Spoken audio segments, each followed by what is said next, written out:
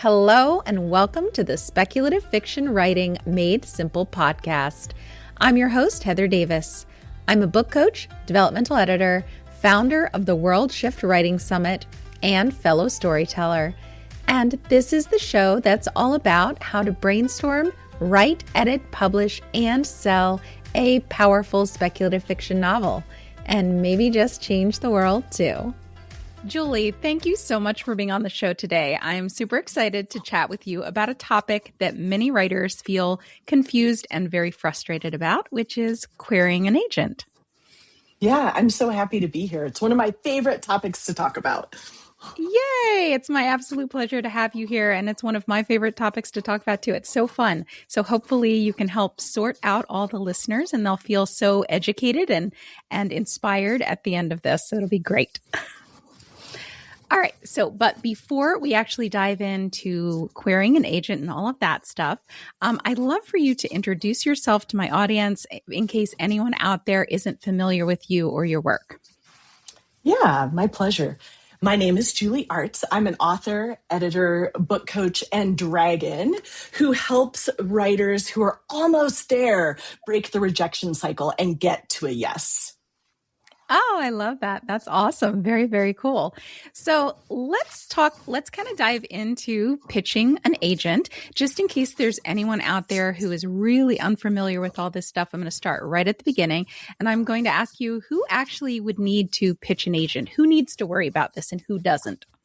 Right. That's such a great question.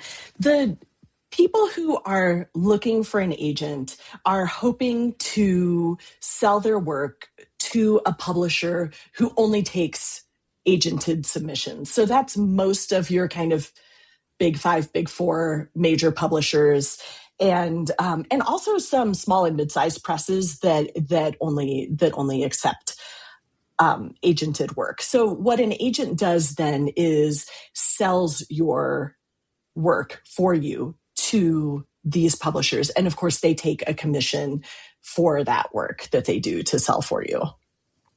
Yeah, absolutely. So that would mean that folks who are looking to self-publish or who are going with a hybrid publisher, those folks wouldn't really need to worry about it. It's just your big five and some of the more mid-level types of publishers that would have to worry about this.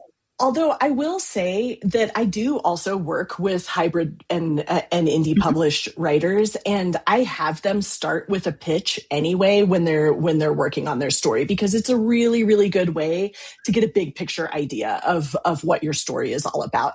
And that language that you use for the query can very easily become your jacket copy if you're a self-published author. So there'll be some nuggets in here for all types of writers today, I suspect. Yeah, I love that because it's so true. And I do the same thing, the idea of writing that jacket copy or that query letter, because and I'll ask you about this later, because it can reveal some things, but we'll get to that later. It's such an important document. Okay. So when we're thinking about then just, let's imagine that we have someone who does want to pitch to the big five. They do want their book to be published, the big five publishers. So they need an agent and they're getting together this thing called a pitch package. What is a pitch package? Yeah, that's a good question too, especially because I think it's changed a little bit in the last 4 or 5 years. And so some people might not be as familiar with all of the elements. So back in the old days when we printed out paper query letter and sample pages and sent them in the mail, or even when we were mostly emailing, a lot of people only ask for a query and sample pages. But now there's a platform called Query Manager that most agents are using to accept through a form. And that has added 2 things to your pitch package. So we already talked about the query. Your sample pages can vary anything. I've seen agents that ask for 3 pages all the way up to 50 pages or the full manuscript. So that can really, really vary. But there's 2 other pieces that Query Manager has really made more standard. And the first one is a 1-sentence pitch. And the second one is a synopsis. So that can really throw a wrench in the gears for people because people are live in fear of the synopsis, right? Oh, yes, they do. Yeah, because they're hard, right? They need to capture that plot arc and that character arc. They, just in case you're not familiar with what a synopsis is, listeners, it's a document that is usually, I would say, around 750 words. One of the nice things about Query Manager is that it doesn't tend to have a word count limit. So if you're writing speculative fiction and you're trying to get a little bit of the sense of the world building in there, it can be really hard to get to get it down to 500 words or something like that. So you have a little bit of extra space in Query Manager. That's good. But a synopsis is going to capture the whole plot and character arc of your story, including spoiling the ending. I cannot emphasize this enough because I think people are like, oh, I don't want to spoil the ending. So they make this last line that sort of leaves the ending hanging. And nope, that agents are looking for you to spoil the ending in the synopsis. Give all the details because they want to see how that character arc and the plot arc resolve in the synopsis. That's what it's there for. And a lot of them are using that to see, do I like this story enough to request more pages? So it really is a little bit of a gate through which you must pass by spoiling the ending and giving them a really good sense of how these things resolve. Yeah, and I think that confusion very often comes from writers thinking that agents are readers. And what I mean by that is they're not your readers, they're your business partner, potentially. So they're not actually saying, I need to be surprised by the ending when I finally get into your pages because this sounds so good. They're saying, does this writer know how to wrap a story up in a way that would be fulfilling to audiences, right? So they're thinking business minded, not from that reader perspective. Well, especially because an agent who's reading a full manuscript for somebody that they haven't signed yet, that's unpaid work, right? That's unpaid work. So they don't want to read every full manuscript that comes across their desk. If they can identify by reading a 3-page synopsis that you don't have an idea of how plot arc and character arc work together in your story, they're not going to take the time to read it. So that's why a synopsis is so important and why getting it right is so important, because if you don't accurately capture what's on the page, then you might shoot yourself in the foot, so to speak, and not give agents the best possible picture of what your manuscript's really about. For sure. That's why those documents are so important and so intimidating, right? Because we know that there is a lot of pressure on them to take what might have taken us. And I know this is how I feel personally. Like as a book coach, I wear one hat, but as someone who is working on my own synopsis and like gnashing my teeth and all of that stuff, it feels very different. You're like, how do I take what it took me 120,000 words to say in a manuscript into a page and a half or 3 pages? Yeah, it's very, very daunting for people, for sure. Yeah. It's tough. But the thing that I like to have everybody think about when they think about the pitch package is, okay, so you have the micro, the 1-sentence pitch. That's really, really hard because you need a 1-sentence pitch that gives a sense of the character, the plot, and the stakes. That's a lot of heavy lifting for one single sentence. But so that you have that at the micro level, going all the way down to the manuscript and with the query and the synopsis in between. And all 4 of these things have to work together to sell your story. And that is, sometimes I'll see when I'm looking at a pitch package for authors, little inconsistencies, ways that they've kind of summarized or like made it sort of sound so that there's a disconnect between the query, the synopsis, and the pages. And it's because they're working in really short form and they're trying to get things across really as briefly as possible. But you really want to make sure that there is a sense of consistency between the 4 of them, because what you don't want to do is have somebody read and be like, wait, that's not what it said in the query. What's going on here? Did they revise the query and the pages, but not the synopsis? Or did they revise the synopsis, but not the query and the pages? And you just don't want to create that kind of question in somebody's head. So you really want to make sure that those 4 pieces are really, really working together. Yeah, that makes so much sense that they would need to work together. And I definitely have worked with clients where they don't, because it feels like when you're trying to write something as micro as a log line or a query letter, you feel like you have to leave things out that are very, very important. And then, but they want to put those things back into the other. And then it suddenly doesn't feel like it's working together very well. It's like, wait, this feels like an entirely different story now. Exactly. So what are some of the common mistakes that you see writers make when they are writing query letters? Like what are those mistakes? Well, one of the things that I particularly see with speculative fiction writers is, I mean, I'm a speculative fiction writer myself, right? So I understand how much we love our world building, right? It might even be the thing that led us to write the story. It might have been the initial spark of the idea is this world, right?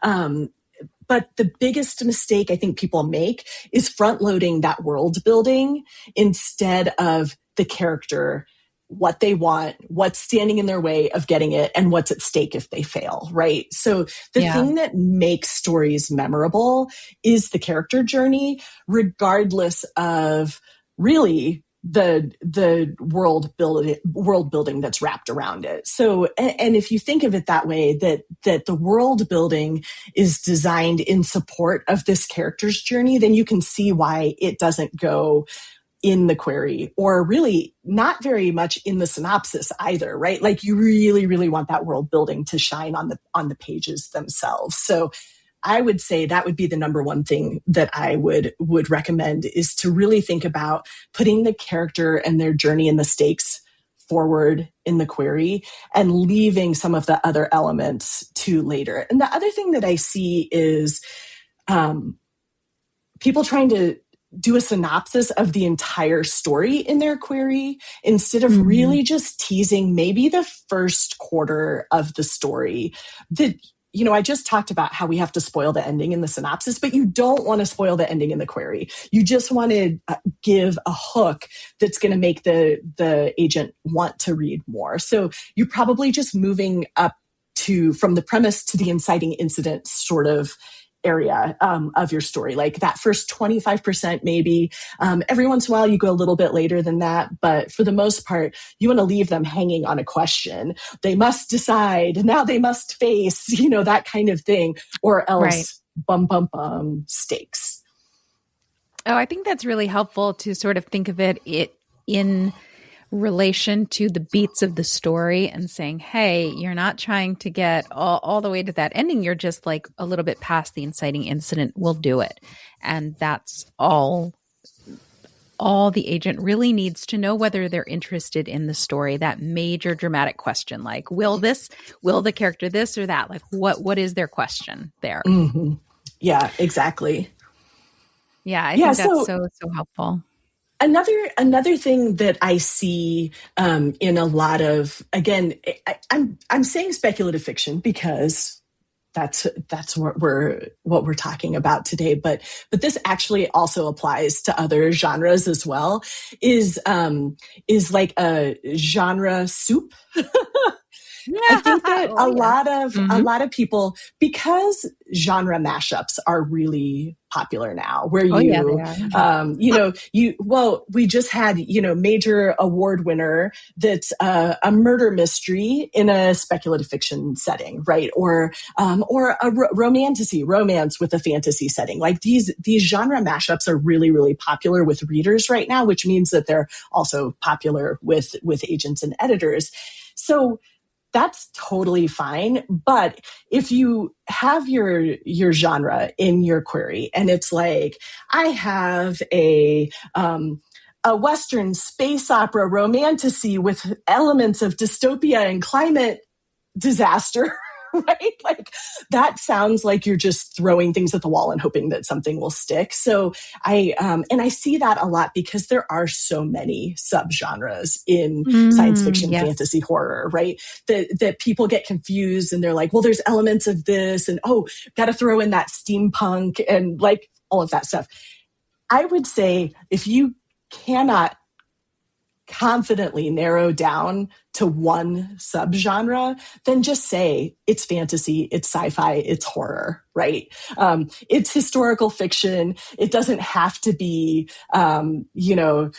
Regency, historical fiction, alternate history, blah, blah, blah, blah, because it's just going to create some confusion about whether you actually know what your story is. And so I would say, keep it simple when it comes to genre, subgenre. And when in doubt, if you're really, really not sure, then just say it's fantasy. That's totally fine, right? Like that is a genre that can be listed in a query. It's totally fine.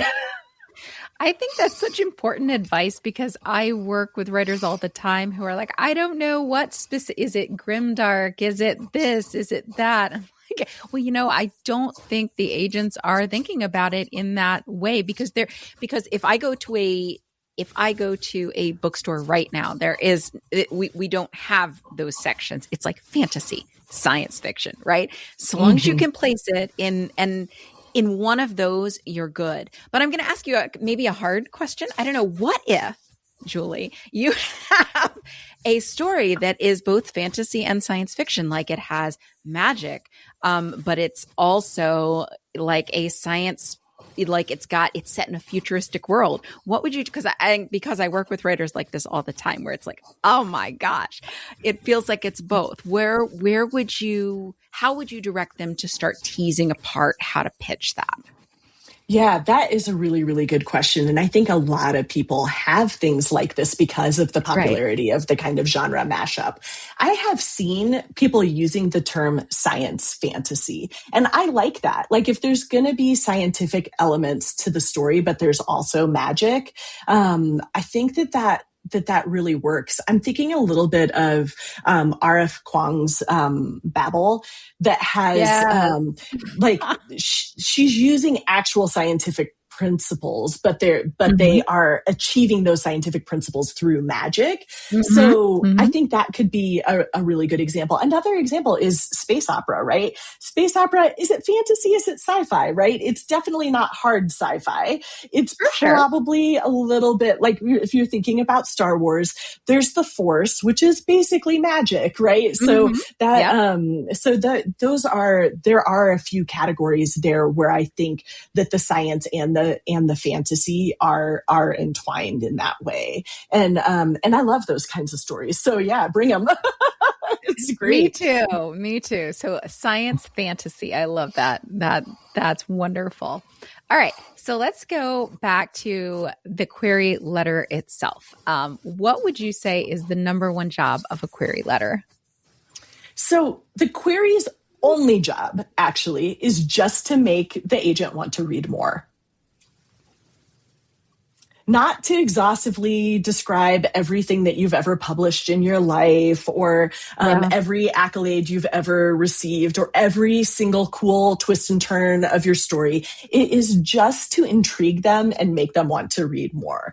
And that some of that can be things that are in your bio. If a chapter out of your story has been published in short form somewhere, if you have won an award with the manuscript, if you have published other things in other spaces, if you have a personal tie to the story that makes you really, really qualified. For example, if you're writing something that is science fiction and you have specific academic or professional knowledge of the thing, those are all things from your bio that can make an agent curious and make them want to read more. But then the pitch itself, they just want to know, like, does this person know what they're doing? And some of the ways that we reassure them of that is by having the correct genre, by having the correct word count for that genre. So if you're querying your 200,000 word manuscript, you're hurting yourself, right? The trend is towards shorter and shorter and shorter. And I'm not saying that there aren't established authors that aren't publishing 200,000 word novels. Hello, Neil Stephenson. But all the good ones, Julie, all the good ones are tomes. Let's be honest here. And it's so frustrating for folks who want to be debut authors when they read that like 600,000 word novel and they're like, what? I have to do 100,000. Right. But it's true, because until we prove ourselves as authors, they're not going to take the risk on publishing something so long. So right genre, right word count, strong comparable titles. We haven't really talked about that yet. That can be a really good way to express when you have a genre mashup type of situation and you don't want to have genre soup in your query.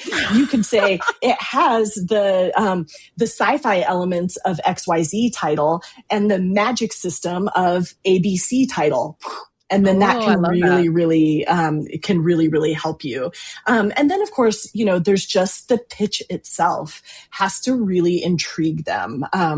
There are a lot of universal story types. Boy meets girl, girl goes in pursuit of the ring or the cup or the chalice, the adventure story.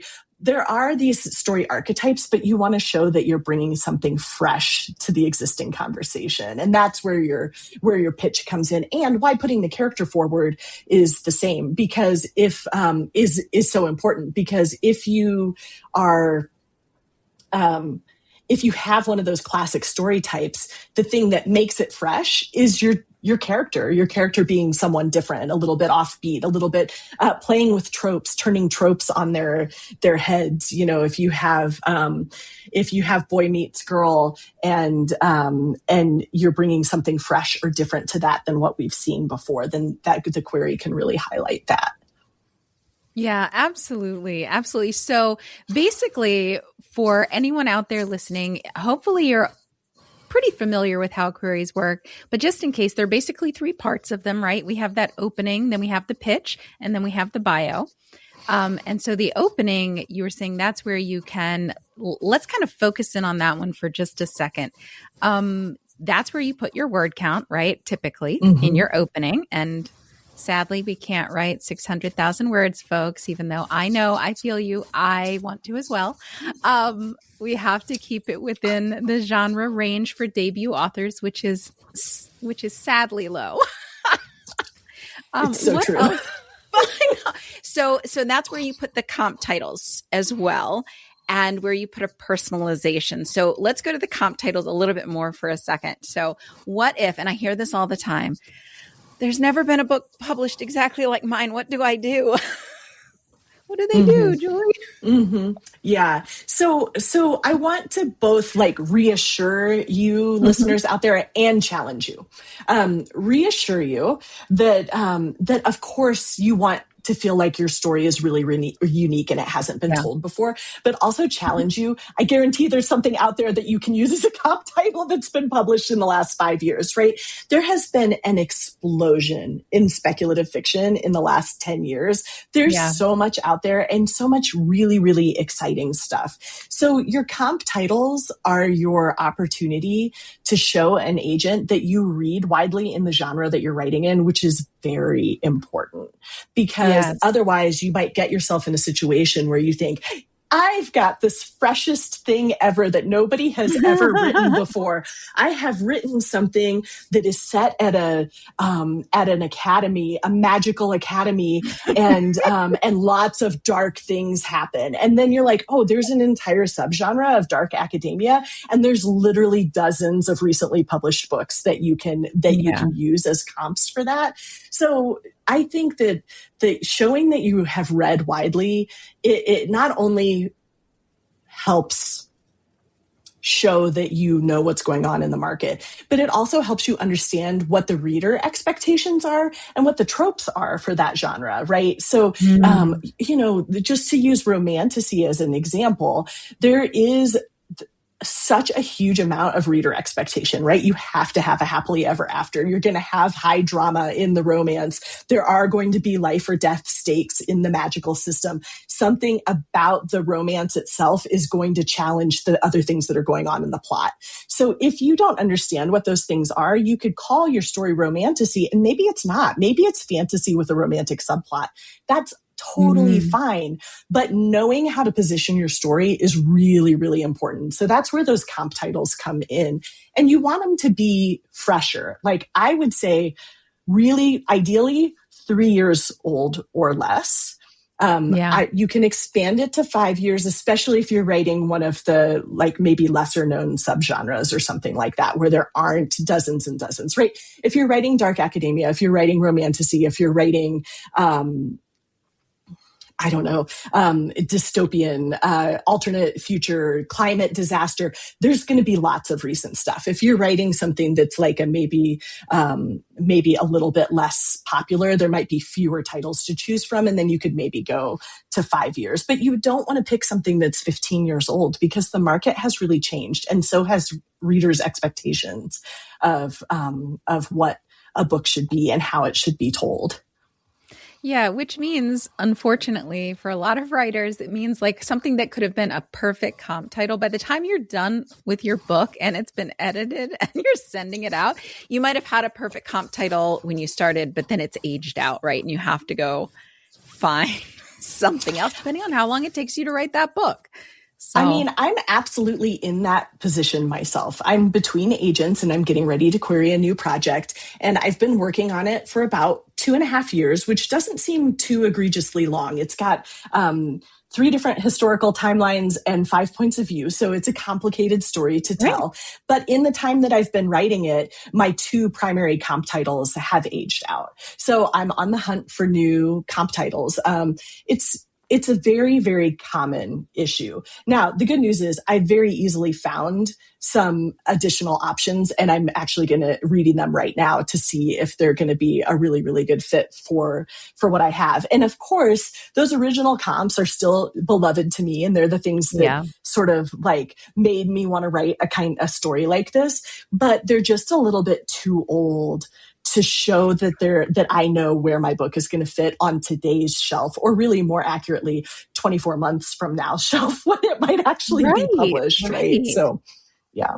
Yeah, so it's something that a lot of people struggle with, but I think that understanding that you need recent comps really does help push readers and writers to think, oh, well, that just means I really do need to stay current in my field. Like I'm constantly reading in that genre that I'm writing, so that instead of panicking and saying, oh my gosh, how am I ever going to find another one? It's like, oh, well, I've been reading in there and I kind of know that this one will work for maybe the magic system or, whatever it is. Mm-hmm. Exactly. And also don't panic if you find something that like at the logline level or the one sentence pitch level sounds really familiar to yours, because again, to use dark academia as an example, a lot of those pitches may sound the same, but again, the characters are totally different. Different, and bringing something really, really fresh to a genre that's really quite popular right now. Yeah, absolutely. So speaking of, all of that and the idea of the pitch and the logline, let's dive in, because you suggest that writers create a logline, and you suggest that they do that before they actually create the query. So first of all, explain exactly what a logline is and what it should accomplish and how the heck they should go about capturing their whole story in a sentence. Yeah. This idea of a log line, which in Query Manager tends to be called a one-sentence pitch, but they're really the same thing, came from screenwriting, because people were going in and you're on the elevator, you have 5 seconds to pitch your story to the famous producer, right? Can you say what your story is in one sentence? So that is where the term log line comes from, and there is kind of a formula that you can use to craft this logline. It doesn't work in all cases. So what I usually suggest is that you start with the formula and then shift things around as you need to. But the essential formula is when inciting incident occurs, right? This is the thing that sets your story in motion. That's at the beginning of your story. A character must do something before stakes.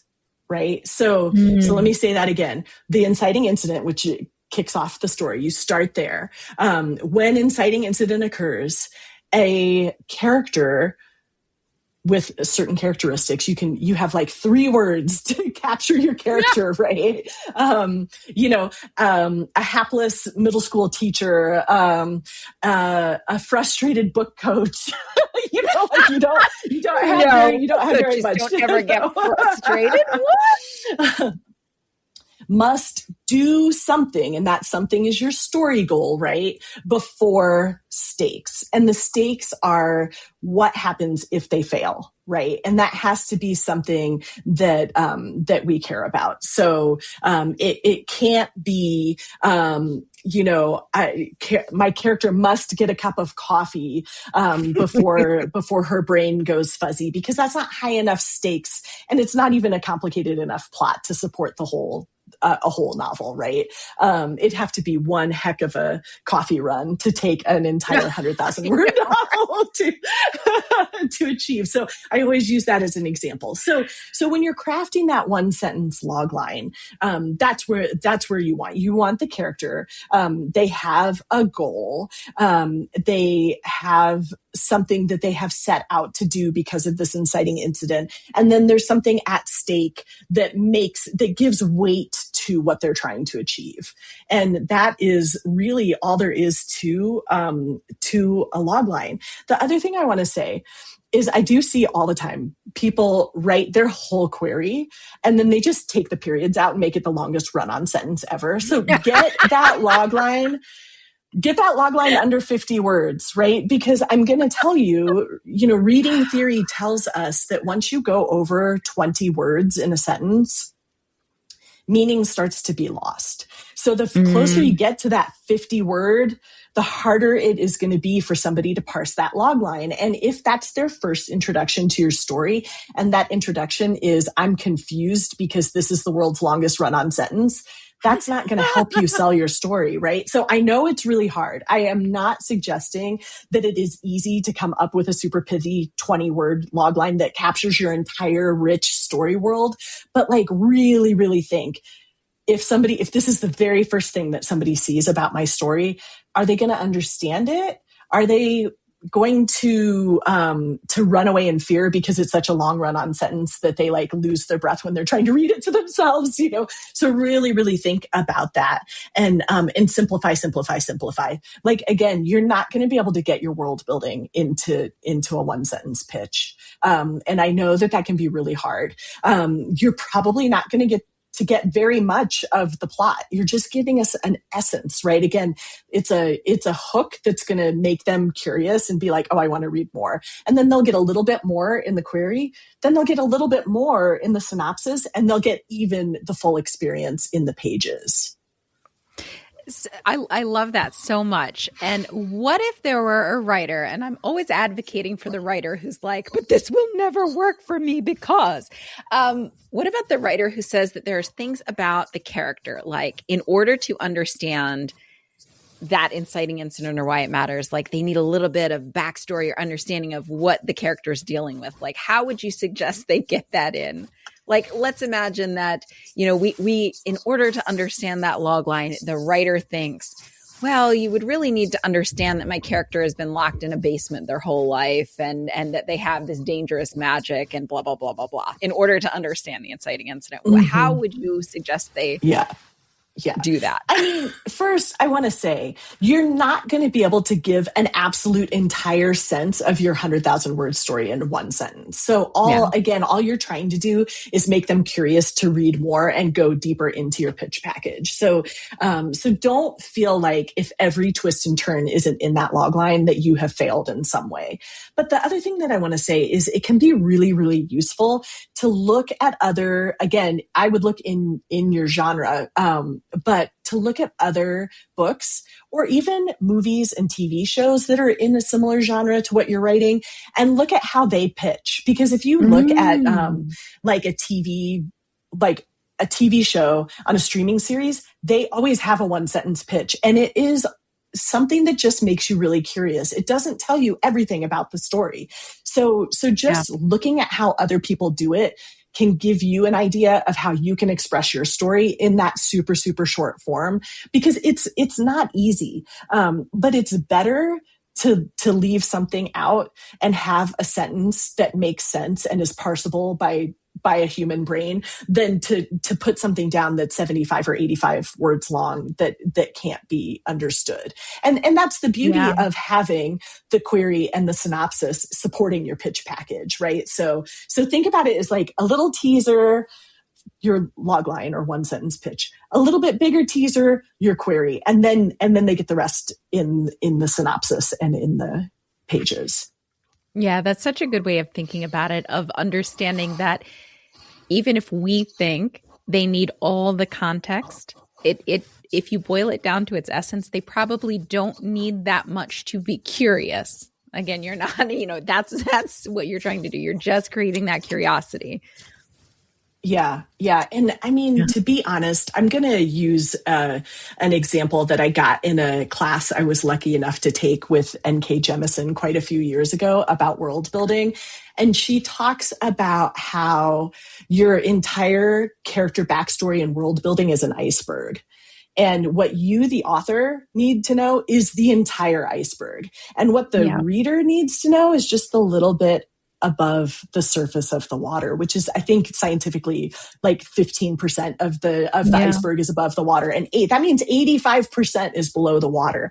And I know we're talking about logline and query right now, but I just have to put in a little plug that this is the biggest mistake that I see spec fic writers do in their pages too, is try to get too much of that iceberg into the first couple of chapters. Because of course you need to know about all my amazing world building, because I spent years and years developing this beautiful story world.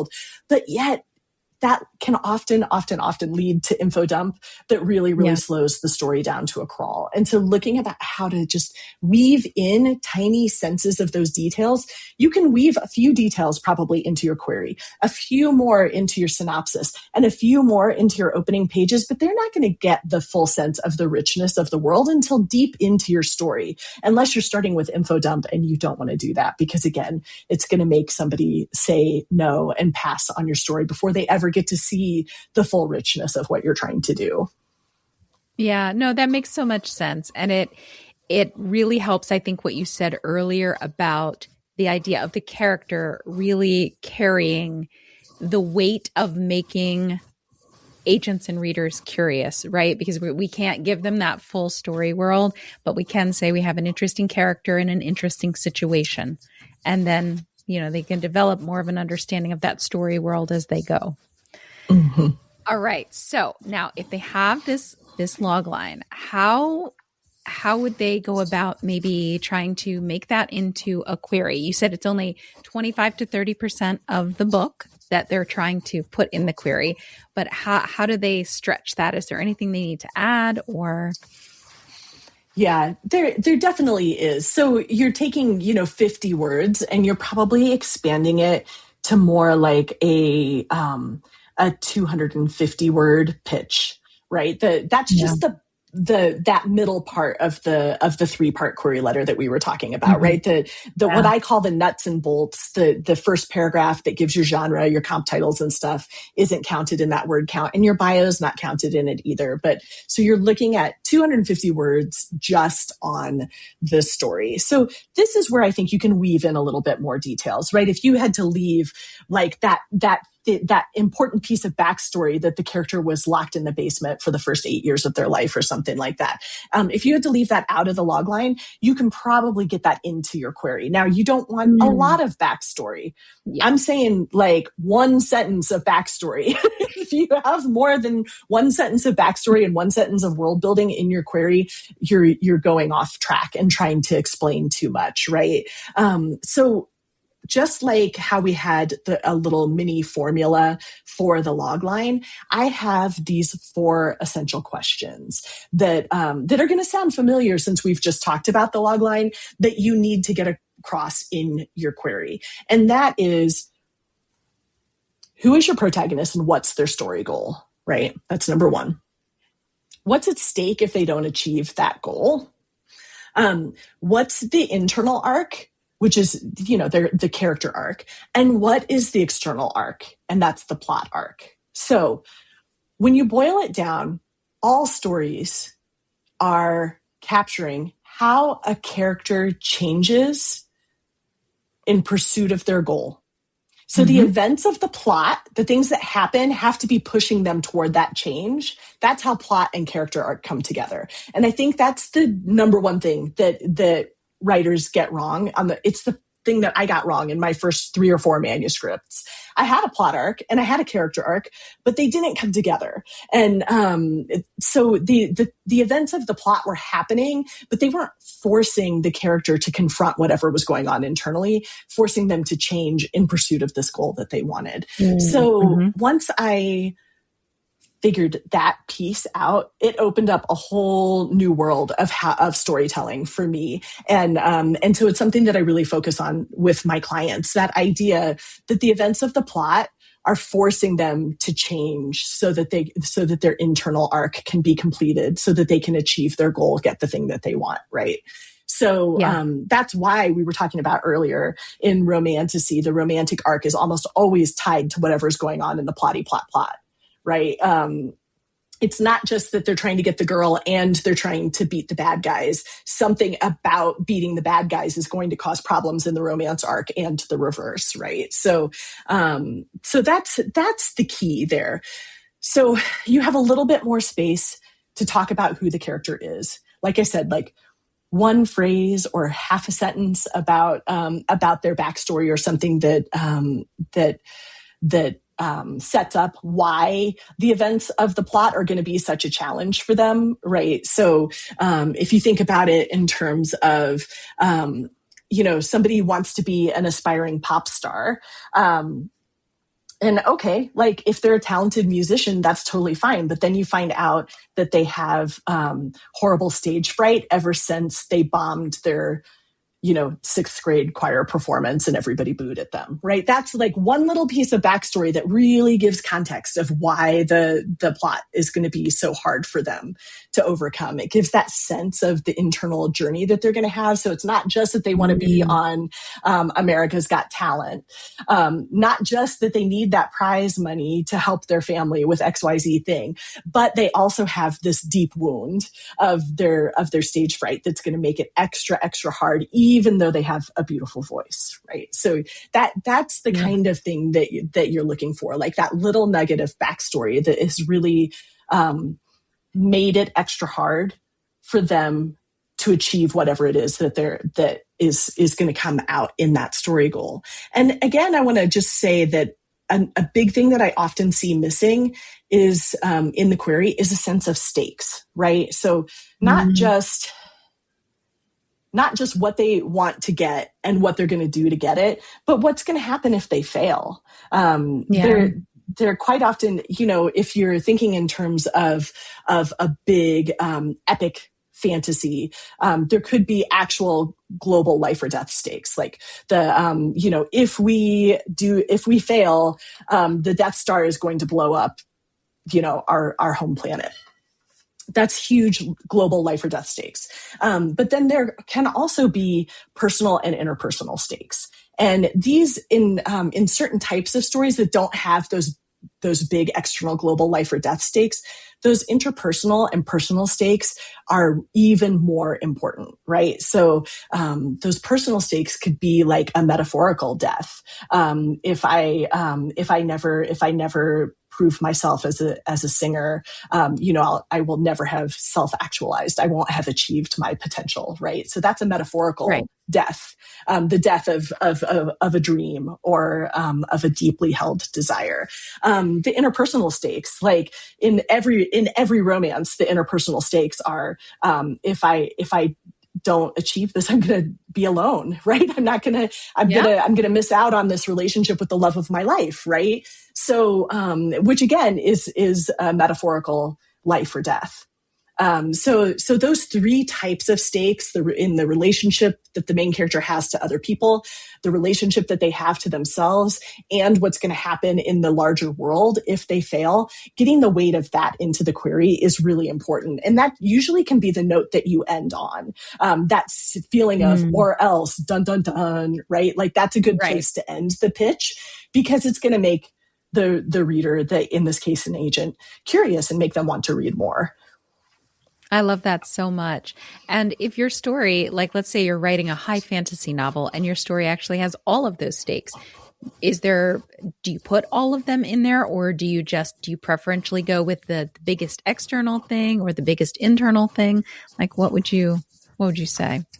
Well, I think a lot of times, sort of like the throwing the genre spaghetti at the wall, you can get a little bit of like throwing the stakes at the wall too. A lot of a deeply held secret will be revealed. The world as we know it will come to an end. So I would avoid those kind of general sounding, almost kind of cliche stakes, and see how you can make it really, really specific to your story, right? So that can make it hard. You might not be able to get all three kinds of stakes into the story. Again, you might not have global life or death stakes. There are many, many, many wonderful novels that do not have that it's completely about the character journey. And I am reading Becky Chambers' beautiful sci-fi cozy novellas right now about the Monk and the Robot series. This is a psalm for the wild built and a prayer for the crown shy. If you're not familiar with them, I highly recommend them. They're very soothing to the nervous system, and they are all about personal and interpersonal stakes. The big life or death thing that happened in this world happened before the story started. Instead, this is a friendship journey. It's a self-actualization journey. And it's still a really, really powerful duology of novellas. I'm almost finished with the second one, and I just absolutely love them because there's a lot in it about what it means to be human. In this other case, one of the main characters is a robot, so maybe not what it means to be human, but what it means to be. Right, even if you're not human, right. if you're mechanical, what it means to have thought and consciousness, and to be in the world, and to be a member of society and a community. So those stakes are still really, really high, even though there's no battles in this book. There's no nobody's life is threatened, that sort of thing. It's still really, really, really clear that there are big personal and interpersonal stakes. So yeah, I would say if it makes sense to try to get all three of them in, do it, but don't fall back on the cliche, because again, you're trying to be as specific as you can be about your story, about why it's different, why it's fresh, what new thing it's bringing to the conversation, and being specific as possible will help with that. I love that so much. So earlier, we'd sort of alluded to the fact that the query letter and the synopsis can be sort of a diagnostic tool. And can you explain what that means and help writers to understand what difficulty in writing their query and synopsis letter might be telling them? Mm-hmm. Yeah, absolutely. So when I was just starting out as a freelance editor, I was also a Pitch Wars mentor, which is a writing contest that doesn't exist anymore, sadly. But during that time, as a Pitch Wars mentor, I read literally hundreds of queries because writers would come and they would apply to be mentored by those of us that were Pitch Wars mentors. So we would read hundreds of queries that came into our inbox and then have to pick a mentee to work with for 3 months. And then there was a big agent showcase.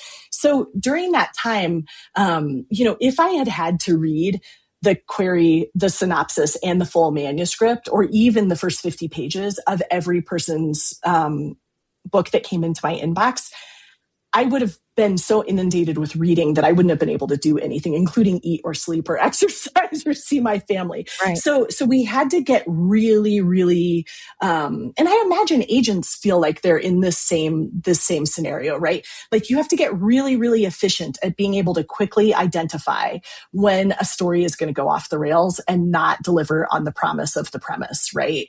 And so what I started to see was it was easy to tell from the query. because of one of the things that we've talked about. Like either there's a genre mismatch, the word count is massively off. You're comping books that don't seem like they have anything to do with the book that you're pitching. But also, those 4 essential questions that we just talked about, are they there?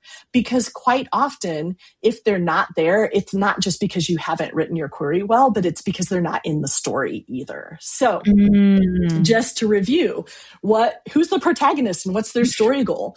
What's at stake if they don't achieve that goal? What's their internal character arc and what's their external plot arc? And so being able to see that clearly in the query, is so important. And if it's not there, it does sort of beg the question, is it there in the rest of the pitch package? So what I will start to do, I ask anybody who's coming to, who's applying to work with me to send a query in their first chapter, and sometimes their synopsis too. And I'll take a look. And if I don't see those 4 elements in the query, then I'll dig into the synopsis a little bit. And if I still don't see them, then a little red flag is coming up, right? And then if I start to look in the pages and I'm still not seeing them, then I know there's an actual story problem here. And most of the time you can tell just from the query and not have to read an entire manuscript to know that an essential story element is missing. So the takeaway from that I'm hearing is, if a writer is struggling with one of those parts, it might indicate that they didn't actually put it in their novel, and that novel needs a revision, meaning that the query and the synopsis can be just excellent at revealing problems, because when you distill something down, suddenly you're like, oh, wait, it felt like I had all of that. And now I suddenly see maybe that's not there. Maybe it's not, maybe the cause and effect isn't there. Maybe the character arc isn't really tied to the plot as much as I thought it was, because they seem to be operating independently here.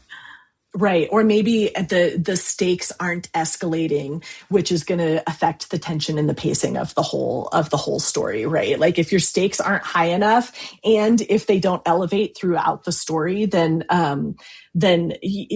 again, when somebody has cracked that code, you can see it in the query and you can see it in the synopsis. And then you're confident when you're going into the pages that you're going to see what the pieces that need to be there. So I do think it's a really a good diagnostic tool. And it's also why answering these 4 essential questions is the first thing I do with every writer that comes to work with me. Even if they've already drafted their whole story and they're like, oh, no, the whole story is done. Nope, we're going to go back to those planning essentials. We're going to look at those 4 essential questions and make sure that you can answer them, and that you can answer them in short form in your logline and in your query, and then in a little bit longer form in your synopsis. And then we'll dive into how we're going to answer them in the pages themselves too. I love that so much. Starting off on a firm foundation like that is just absolutely so pivotal, so that, each layer you add, that the right stuff is there, so you don't end up with you pitching a novel that just fundamentally, structurally isn't working. It's so good. So if you could give every writer listening one final piece of advice or an important reminder about pitching, what would it be? One piece of advice. Your most golden nugget. My most golden nugget is actually going to be something that we haven't even talked about, which is, pitching is a long and arduous process. And so while you're doing it, work on your next story. I love it. Yes. Start with the 4 essential questions and craft a new story, because there is nothing worse than stalking your inbox for answers for months at a time, because this process can take months. I mean, we all hope that it's not going to, but the reality is that agents are inundated. More people are writing novels now than ever since COVID. I think that it just spawned an entire new generation of writers, which is wonderful, but it also means that response times have gotten slower and slower and slower. So the best thing that you can do for your mental health is just work on the next story. And hopefully your wait won't be very long. Hopefully you'll have success. But if you don't, then you're already working on something new that you can be excited about, and you've started with the 4 essential questions, so you're already a step ahead. I love that. Do you see what Julie did just there, guys? She told you need to start with that. Like, that's how you need to craft your novel from the ground up. I love that. That was so subtle and perfect. It was wonderful. Yeah. It's like, don't apply it backwards. You can apply it forwards too. You can start here.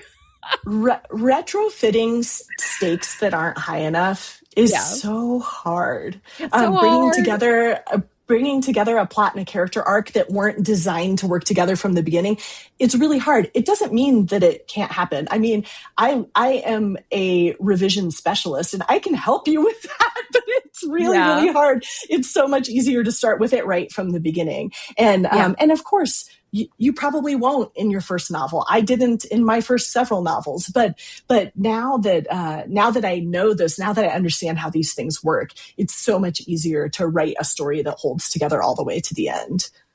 Absolutely. So you actually have something fun to tell our listeners about. What is that? Yeah, so I actually have created the 4 Essential Questions workbook that just helps walk you through those 4 essential questions and how they show up in your story. And I've got it available as a free download, which I believe the link will be in the show notes. Yes, it will be. Absolutely. So if you loved everything Julie said today, absolutely go get that download. And also, if I'm sure that your download will lead them to this eventually, but she has wonderful, lovely courses about all this stuff as well that you should definitely go buy because they will help you. Thank you. Thank you so much. Yeah. I'm definitely a teacher at heart. So I want to demystify this stuff for writers. I want to make it easier because I know how hard it is to be fumbling around in the darkness. And that's why I love podcasts like this and things like my workbook that help to demystify this so that you don't feel like you're just going it alone, that you have the support and the help to know what you should be doing so that you can do it with a little bit more confidence. I know. I love that so much. And I'm so glad that there is such a wonderful resource that they can get from you that will help, as you said, demystify it all and help, prevent so many writers from just devolving into puddles of tears over querying, which it can feel very overwhelming. All right, Julie. Well, thank you so much for being on the show today. I really enjoyed talking to you. I did too. It was my pleasure. Thank you. All right, my friends, that's it for today. But if you're not on my email list yet, go ahead and click that link in the show notes because honestly, that's where all the fun stuff lives.